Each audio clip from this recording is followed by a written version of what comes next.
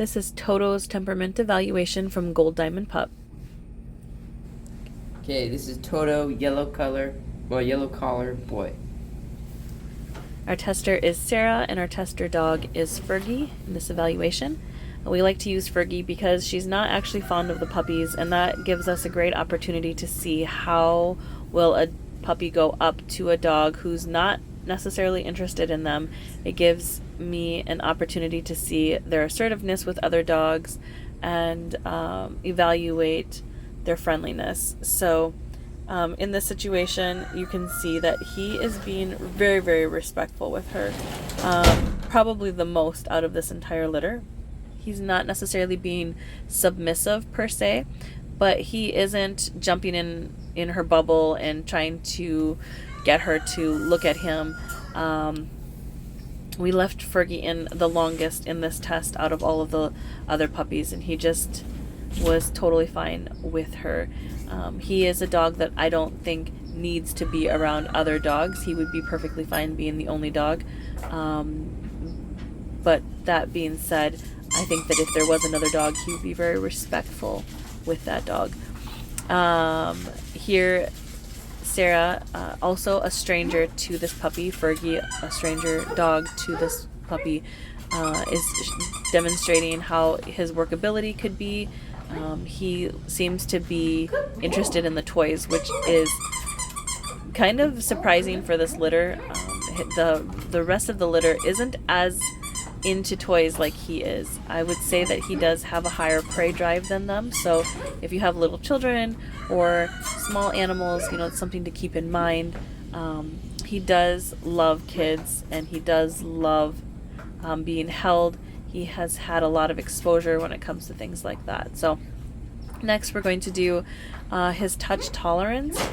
In this, you're going to see the tester is going to pick him up and hold him, just to kind of give us an idea of how well he handles, rough exposure as far as, his ears being pulled, tail being pulled, his paws being pulled on. This is for us to know if he was to go to a home that has little children or, anybody who might have behavioral issues, for us to know whether or not that would be stressful for him. As soon as the tester demonstrates this, you will see that he doesn't necessarily respond with the most excited, I would love for you to just pet me, it doesn't matter if you're pulling on my ears or not. But he also doesn't display any serious signs of stress. So I would say that he has a high touch tolerance, but this is a great opportunity for me to just explain to whoever does end up getting him that animals need that respect. They need the respect of being treated nicely, pet nicely, and if you have little children, I wouldn't necessarily think that it's going to stress him out to be in that environment, but he's not one of the dogs in the litter that would just roll over and take whatever the kids are given to him. I do have a couple in the litter that would definitely do that. So the next you're going to see, if you didn't, I think the sound sensitivity test. This kind of goes hand in hand with just the touch test that we did. We want to see how does he handle the stress of loud noises. He did have some slight sound sensitivity reactions. Even how playful he was in the beginning to how he is right now. He's just a little bit shook, but not necessarily stressed out. So, we just keep that in mind, again, for the home that he goes into. And then next is the sight sensitivity test. With that, I would say, there's a lot of flashing movements when it comes to some people's homes with children, or with, maybe other animals, or however it is that what they are into.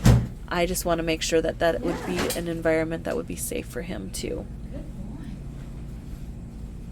He does show a little bit of I'm not too sure about this type of reactions.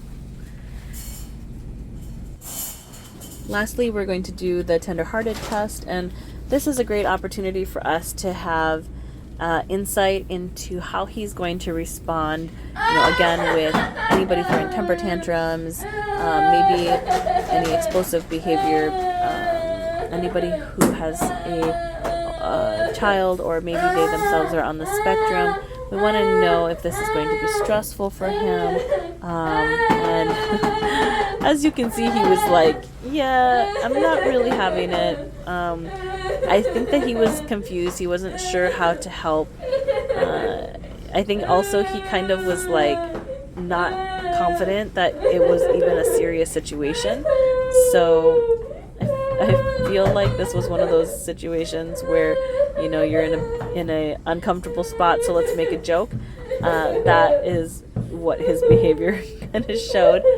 He's such a sweet dog, and I think he would do best in a home that has a lot of understanding for just treating a dog how you would expect and normally treat a dog, with space, proper discipline, proper training, and in this situation I think you could get a good idea of who he is.